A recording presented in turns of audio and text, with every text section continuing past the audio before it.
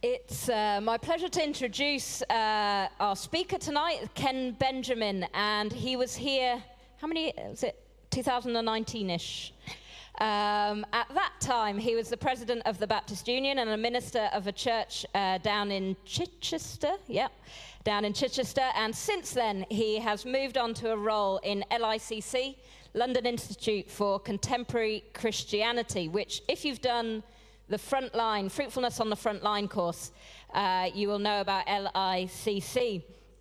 As it so happens, on Wednesday night in Living the Life, if you are new to our church, or even if you've been a part of our church for a while, but you're not entirely sure what we're about, and you have a lot of questions about why and how we do things, then I do encourage you to come along on a Wednesday night at 7 o'clock, same time as Alpha. Have a dessert together, get to know a few people a bit better, get to know some of the leaders a bit better. They can get to know you. You can ask them questions, and there's different things that we go over each week, things that are core to our identity as a church. And as it so happens, this week is actually the second week of Living Life on the Front Line, that course, and Paul will be doing that. And from what I've heard, you have to bring something along that represents where you spend the most time in your week. So if you are a vet, it might be a cat's collar. I don't know, I'm making that up. If you're you spend most of your time in your garden, you might bring a trowel. Whatever it might be, you bring something along. So if you would like to join Living the Life, it would be a great week to join it this week. Do come along. Let us know if you want a dessert so that we can book you in. It'd be lovely to see you there. With that in mind, I'm going to show a little video that we showed this morning that Ken brought, which gives you a flavor of what LICC is trying to encourage in congregations around the country as we go out into our weeks. Every day, God sends us, His people, young, old, and everyone in between, out into His world, to the places we normally go. Work and school, gym and shop, field and factory. To the people He's put us alongside, to do good work that brings good to others, ministering love and grace, snuffing out injustice, and speaking truth with kindness, sharing Jesus in word and deed. To see brows unfurrow, hearts soften, wounds heal, people set free. Home, school, work, a nation changed. Day by day.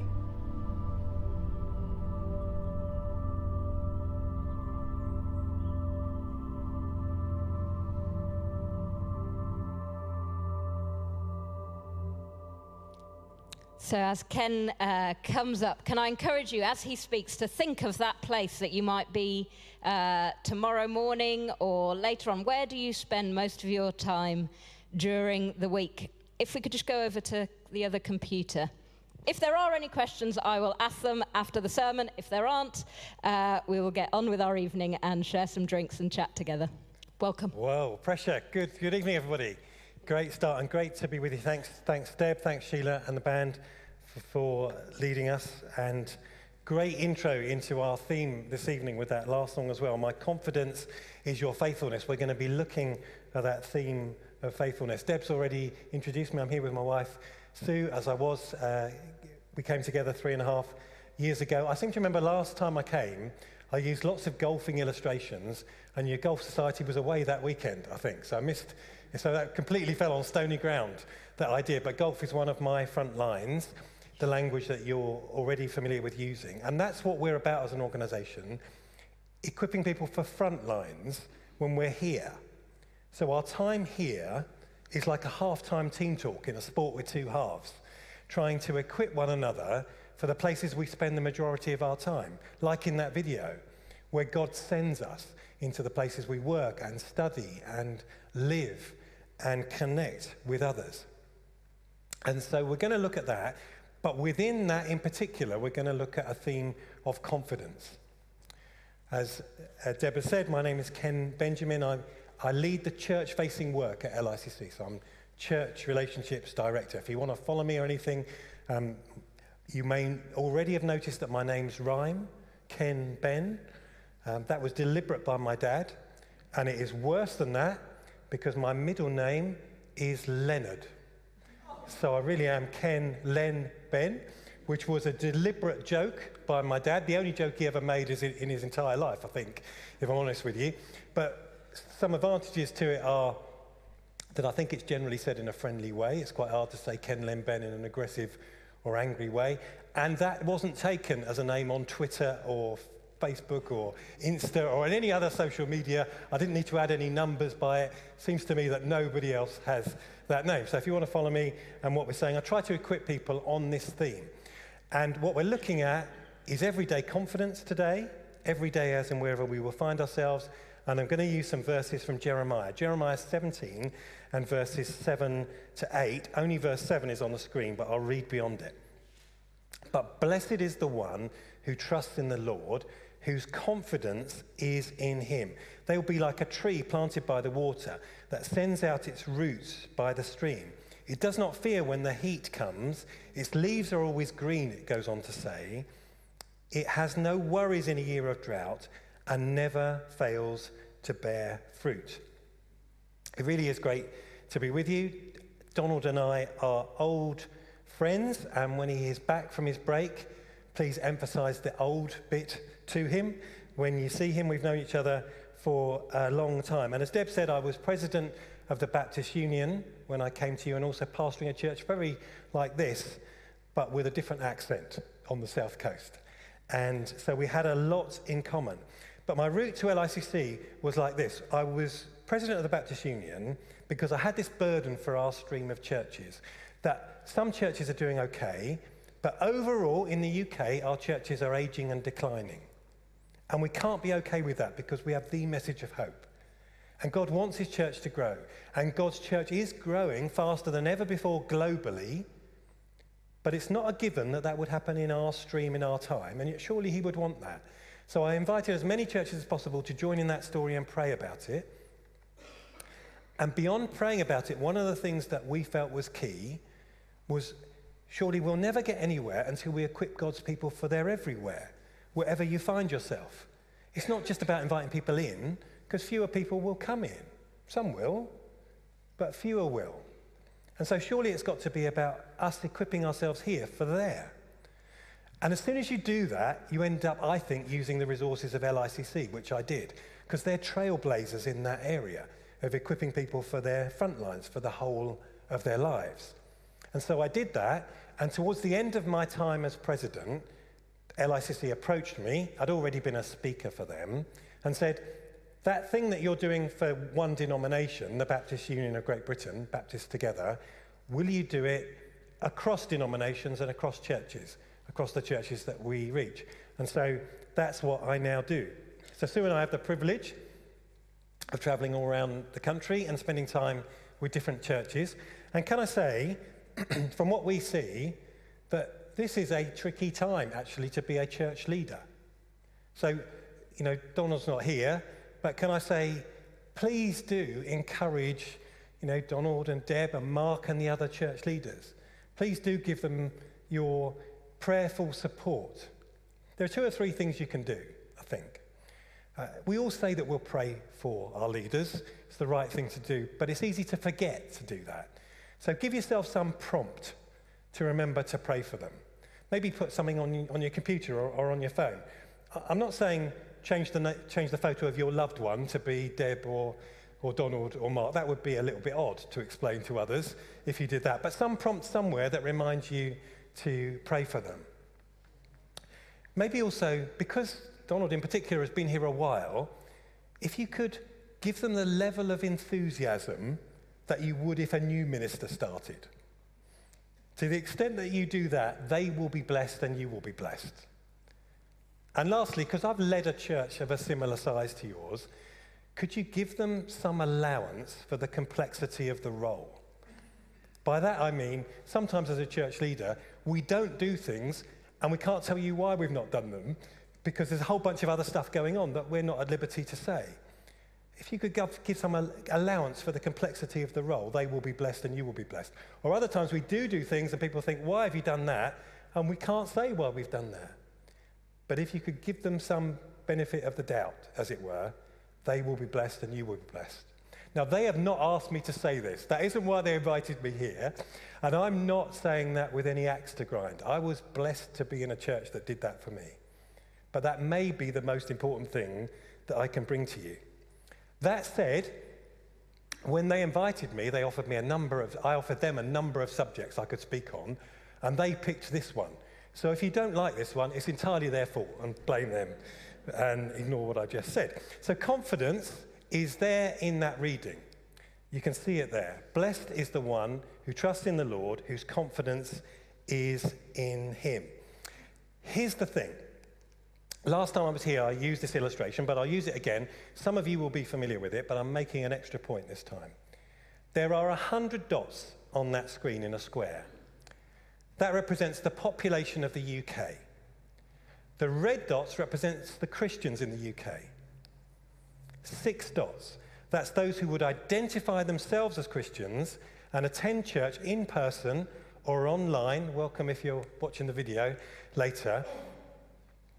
At least once a month. Now, we can say, oh, that's not very many, and we can be a bit fearful of that, but nevertheless, we can invite people to the things that we do, and it's great to do that, like Alpha this week. Please do that.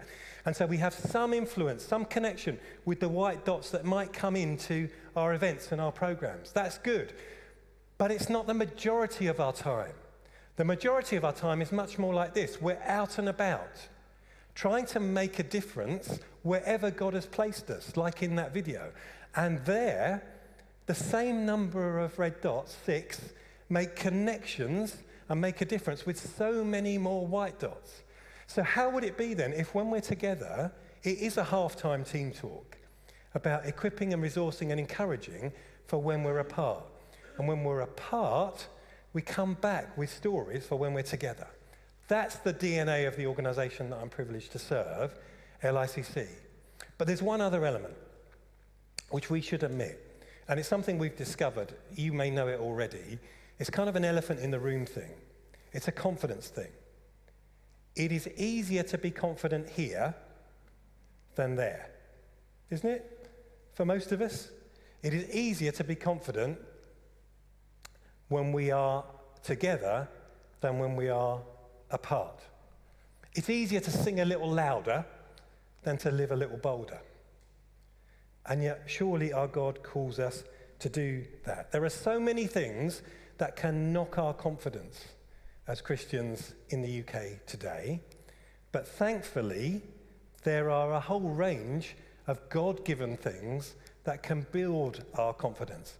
And one of the reasons that I've been asked to speak on this today is because we're just coming up to Lent, the season leading up to Easter, and the organisation that I work for, LICC, we've written 40 days of Lent devotional material that's free, that will start in about 10 days' time on the 22nd of February, Ash Wednesday, and run for the 40 days of Lent. So 6 days in the week. You have Sunday off or a catch-up day if you've missed one, to look at this theme of confidence. And I'll put the link where you can get that set of readings, but basically licc.org.uk/confidence, and you can get the readings for free. Or if you use the YouVersion app on your phone, then it's not there yet because they'll hold it back till a bit nearer the time, but from towards the end of next week, you'll be able to get it on the YouVersion app as well, both completely free. And if you run a small group here and you want to follow this over Lent and you're looking for a theme for the next 6 weeks, there are some small group material questions that you can download as well from the same website. So that reading again. Can you see that what it's saying is, what Jeremiah is saying is, there is a special blessing for those who find confidence. Blessed is the one who trusts in the Lord, whose confidence is in him. But let's also notice that it's not self-confidence. So it's not the kind of confidence that is just in your personality It's not arrogant confidence. It's the kind of kind, humble confidence that looks and smells like Jesus. So if you're the sort of person who already has confidence, God bless you. Like in a room this size, 4 or 5 of us, 6 or 7 maybe, on a good day, won't get this subject at all. You'll be thinking, yeah, out there when I'm a dot on my own, whether it's about words or deeds in my life, I have no problem with confidence. I have no problem with being confident and representing Jesus out there. And the rest of us, we thank God for you, but we want you to know that we don't feel like that always. And we need you to just bear with us and help us to find something of this God-given confidence. So it's not self-confidence, it's confidence in him. And again from the verse, it's linked to trust. Can you see that? The one who trusts in the Lord has confidence in him. And that makes sense because trust and confidence are similar words in English and in Hebrew. If I say to you, I have trust in you, and then I say I have confidence in you, they're similar things. They don't mean wildly different things. And even here, the word used for trust elsewhere in the Old Testament is sometimes translated confidence, and the word used for confidence elsewhere in the Old Testament is sometimes translated trust. If there's a difference, and I think there is a difference, it's that trust is something you choose to do based on having enough to go on to trust in God, to make your statement of faith in him. Confidence is what flows from that, a kind of hope that dwells deep within because you have trusted in him. The rest of the reading that I read says that if you have that kind of confidence, then it bears fruit. And it bears fruit in all seasons, even when difficult things are going on. And when Jeremiah says that, he knows what he's talking about. Jeremiah had the most difficult of tasks, and he had enough reasons for his faith to go rather than grow, but he found enough confidence to keep going. He was told to shut up, he was beaten up, he was locked up, but he kept trusting and found enough to go on to have confidence. He had a God-given role to make this most difficult of messages to the king and God's people that they were not living right, and they didn't appreciate it, but he found enough confidence to keep going with it. So, I've said there are some bad news things that help us, that make confidence dwindle away, but there are some God-given things that can grow confidence. We've been trying to research those as an organisation, and over this devotional series, we think we found 6 that we think are really biblical principles. 6, I'm showing you with one hand, that's no good, is it? 6 that we think are biblical principles. Let me rattle through them for you, because 1 or 2 of them will resonate with different ones of you. So, confidence, we are saying, grows through being convinced. That's particularly relevant to this reading. If I can remind myself why I believe, why I'm convinced, then my confidence grows as a result of that. The image on the screen is of somebody abseiling. Now, I've only abseiled a few times, but when I do, I just like to have some data that helps me to be convinced, and then my confidence grows. So before I abseil, I'll quietly just talk to the instructor and ask about the strength tolerance of the rope and find out what the weight-bearing load of the rope is. And I've been told before, when it would hold a Mini, it'll hold a small car. Now, I know I've put some weight on over lockdown, but that gives me some extra confidence, helps me to be convinced. I'll look at the knots that are tied on the anchor points and how strong the anchor points are. And if they look good, then I have greater confidence because I'm more convinced. I'll half-jokingly ask the instructor if they've done this before. Ha, ha, ha. And if they have, then I have greater confidence because I'm more convinced. And if somebody else goes before me, then I'm even more confident and I'm more convinced, you see. So it's worth then asking ourselves, what are the things that help us to be convinced of our faith in Jesus? I will look at that, I promise, but I want to talk to you about some of the others. Confidence grows through community. Here's the thing. With those dots, we feel alone, and therefore our confidence can dwindle away and diminish. But the truth is that we are not alone. Jesus promised to be with us always, all the days. And therefore, if I let it dwell that I'm not alone, my confidence can grow. On top of which, I'm part of a Christian community, as you are. And if we can support one another, then I might feel alone, but I'm not alone. And more than any other generation in history, you have the ability to support one another on your front lines. Because unlike any other generation in history, for most of us, you can drop a WhatsApp message or a text to somebody or an email to say, I've got your back, I'm praying for you for that thing that you are concerned about. My confidence grows if I've got the support of community. If I know there are people praying for me in the difficult things that I go through, then that helps me. And it gives me resolve, because I know also they're going to ask me how it went when we're back together.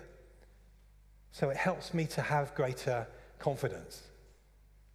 Confidence grows through compassion. Love wins, actually, over lack of confidence. If I have enough love for God and enough love for the people he's placed me with, then that will give me confidence, or at least it will overrule any lack of confidence. Think of disasters in Ukraine, and even now in what we're seeing in Turkey and Syria. So right that we're praying for those situations. A parent will do an incredibly brave thing, even if they lack confidence, to try to save their children in those circumstances. And we see that. They will do incredible things. Why? Because they have enough compassion for the people they're doing it for. So compassion trumps lack of confidence. So I can ask God, God, please grow compassion in me, and that will help me to act with greater confidence. Confidence grows through consistent patterns, particularly having a consistent pattern of prayer and having a consistent pattern of Bible reading, such that when something comes up, it's not like I've got to suddenly find confidence. I've got this bank of reserve because I've got an ongoing journey with God. We've done some research into this as an organisation. We've talked to churches who wanted us to do this survey with us. We've asked what their current level of Bible reading and prayer is. Then we've assessed that and assessed their level of confidence and other things. Then we've introduced some prayer patterns that they can try. And then 6 months later or a year later, we've gone back and said, okay, let's measure again. Are you doing these things? Okay, what difference does it make? And it makes a massive difference to people if we've got those patterns. Now, part of the reason we're doing this reading is because many of us so easily just slip this devotional reading of 40 days, is because many of us so easily just slip out of the pattern of daily reading. So if you have, maybe joining us and joining with others joining with us will be a really good thing to get you back on track. If you're already doing something else, then great. I wouldn't ask you to do anything other than what is working for you. Confidence grows through competence. Sometimes we lack confidence because we just think, I'm not going to be able to deal with the questions that come up. And therefore, I just feel nervous about it. But 1 Peter doesn't tell us to have every answer for every circumstance. It just says always be willing and ready to give a reason for the hope that you have. So we can practice some of the things that might come up, and that will give us greater confidence. But let's also recognize that most of us have enough confidence to give the hope that we have. So confidence grows through competence. And lastly, sometimes confidence doesn't wait for us to just find enough confidence. Confidence grows as we go out there. Confidence grows with resolved courage. As I step out and do the bold thing, even feeling a little bit nervous, God meets me more than halfway. And confidence finds me there through God. So there's the 6 things. Over 6 weeks of Lent, that's what we look at. Now, I'm going to ask you an impossible question. It's almost impossible to remember 6 things in a sermon like that. You are doing well, honestly, if you can remember 3 of them. Perhaps 1 or 2 of them, particularly struck you? So I'm going to ask you to turn to the person that you find yourself sitting with. If you don't know them, do introduce yourself. And see how many of those 6 things you can remember. They all began with CO. So how many confidence things can you remember? I shall give you 2 minutes to do that now. Go.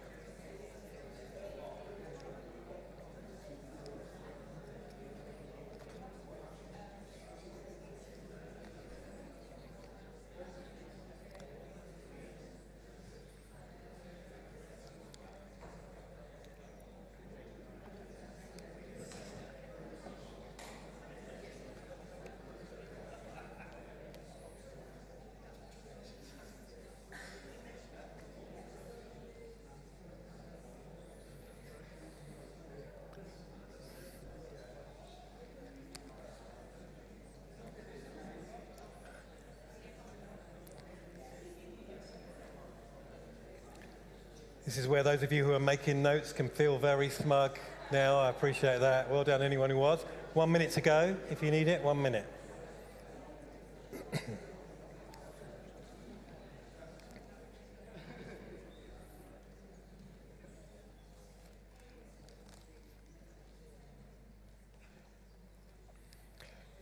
Okay, I can tell it's going quiet. So, let's start the bar, low. Who remembered at least 2 things in the group that you were chatting with? Okay. Who remembered 3 or more? Okay, that's good. That's good. 4 or more? Excellent. Brilliant. 5 or more? Wow. All 6? All 6. There is about 3 or 4 of you who remembered all 6. Round of applause. We'll trust them. Round of applause for those people. You're doing better than the morning congregation already, I have to tell you that. Last the morning congregation, larger group, only 2 remembered all 6, as it looked to me. Although somebody at the door afterwards thanked me for the sermon and told me that they'd remembered 7 of the 6, which I was very impressed with. Which kind of means that you're making up your own sermon as you go along, but that's all good. That's all good. As I say, it may not be that you need to remember them. It may be that you want to journey with us, 1 each week. As you look at them, but that different ones resonate with different ones of us. Different ones are the key. We think they're all biblical. We'll expand a verse every day that kind of helps us to look at it. We'll look at stories of people that help us to look at those passages. If one in particular relates to the Jeremiah passage that I read, it's to do with being convinced, because it says I've got enough to trust. Those who trust have confidence in him. So for today, when we gather like this, it's good to remind ourselves why we trust, why we're convinced, and that will help us to have confidence. So let me give you my starter for 10 on this. I remind myself of this often. My confidence is ultimately not in me, it's in the unwavering love of God and on his Son and on the cross. And even the passage in Jeremiah talks about in difficult times. So in difficult times I need to remind myself why I have confidence, why I'm therefore convinced, why I have trust. I'm convinced and I trust in the message of Jesus because I look at the world and creation and I see enough evidence that points to me of a creator, of a designer, of an intelligent designer at that. I'm convinced because as a pastor, I get to see people right at the very end of their lives. It's a huge privilege. And when I do that, I'm convinced that there is something not entirely right about that. It's part of a broken world. But I'm also convinced that when they die, that's not it. That there is more. And that more points to God, points to eternity. I'm also convinced at the other end of life, because as a pastor, I get to see people soon after a new baby has been born. Not straight away, that would be weird, but soon after. And when I see a baby, I'm convinced that there is more than the sum of the wriggling parts, that there is a soul there, and that soul points to God. I'm convinced most of all because of Jesus, because I find his words and his teaching compelling, because they've lasted across cultures and across times. My family were from Sri Lanka on my dad's side, and we've traveled to Sri Lanka a number of times and to other places in the world, and I know that my teaching doesn't cross cultures particularly well at different times. I'm basically somebody of second generation mixed race British, and I have a particular niche where I can do some things, and otherwise I have to work really hard. So, I've told illustrations and stories about cricket in Malawi, not knowing they don't play cricket in Malawi, and it didn't go down very well. But I know that Jesus' messages are cross-cultural and across time. And more than that, his birth and his death and his resurrection are compelling. I've looked as best I can at the evidence for the resurrection, and I find it compelling. And more than that, those first disciples found it compelling, such that they were prepared to stake their very lives on it, the majority of them.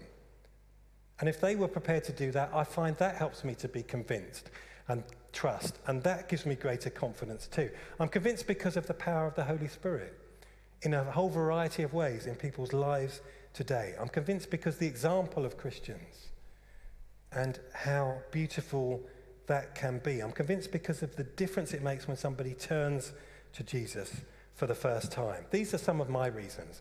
Your reasons might be the same or different, but that's one of the things we can do in sung worship, in messages, in prayers, when we gather together to remind ourselves why we trust. And then if we can remind ourselves why we trust, then we have greater confidence when we're out and about, because we are convinced. And let's be clear, I'm not just talking about having enough confidence to tell other people about Jesus. That's part of it. I'm talking about having enough confidence to live as salt and light in the whole range of ways he might call you to do that. Each of those weeks of looking at the devotional study has a story on one of the days, the last day normally. So let me give you one example. It's a person I know. We've called his name Greg in the devotional series. He was a marine biologist, and his work was on the south coast to look at the effect that marine industries were having on the south coast seabed. And one particular marine company was wanting to remove some aggregates for the building trade from the seabed, employed him to do some research.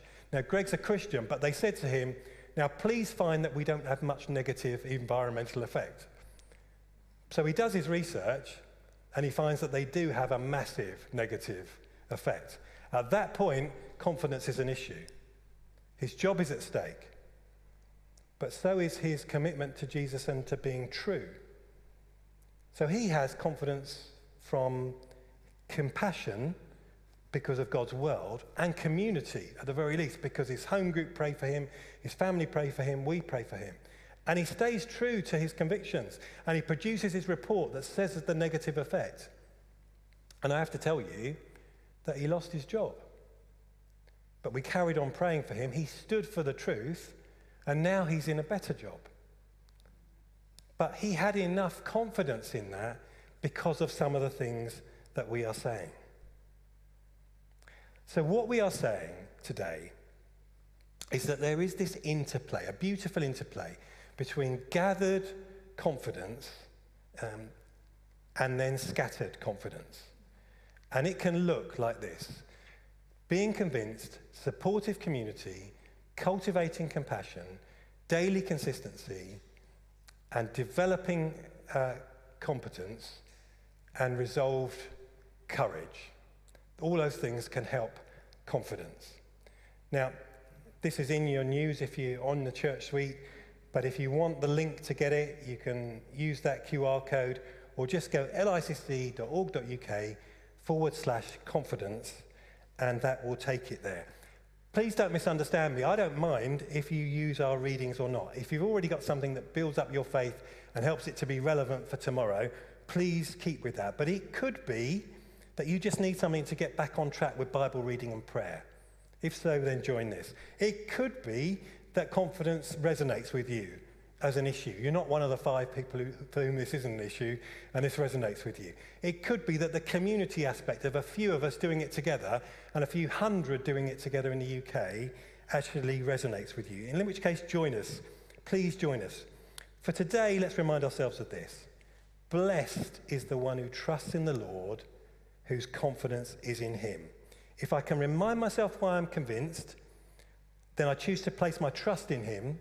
If I choose to place my trust in him, my confidence grows. And I'm blessed and I'm fruitful. And other people are blessed around me.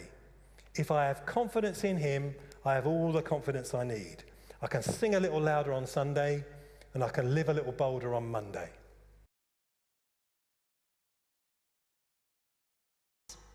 First question. Is overconfidence a thing, or just a worldly view designed to suppress the confident? Well, there's a cultural element to confidence. So some things that are seen as overconfidence in British culture are not seen as overconfidence, say, in America or in Australian culture or other places. So there's a cultural element to that. But yeah, I think you can be overconfident, but that isn't the issue for most of us. The issue for most of us is, do we have enough kind, humble confidence? This one's quite a long one. You talk of church like being a half-time team talk, that our meeting together as a local church should function to refresh and equip God's people, that we may then be sent back out onto our respective front lines. Is it possible that churches, in rightly wanting to reach non-believers and see people come to faith in Jesus, can over-cater their services and activities to be so accessible to non-believers that evangelistic efforts are inadvertently shot in the foot? How do churches get the right balance in both going deeper while also remaining relevant and welcoming to non-Christians? Well, it is good to do both, and we try to do both in our church, and it is a challenge to do both, to equip people who are coming in seeking, and if that's you, welcome. You know, you're more blessed, you're more welcome than you know, and I hope I didn't say anything that would put you off in any way, but I think people who are seeking are quite happy to eavesdrop while they're seeking. So to equip people who have come as believers and to have people who are quite happy to eavesdrop, I think can work. I think you can reach more than one group at once. I think, you know, Walt Disney can do it. And if Walt Disney can do it, our God can do it. So enough prayer in something and God can do more than one thing with one set of messages. Brilliant. Last question. What advice would you give young adult you relating to your walk with Jesus? Young adult me. Well, I can drop off the radar on this just as easily as anybody else, and so equally so at different times with prayer and with a consistent daily devotion. So more, I would say to the young adult me, spend more time in prayer.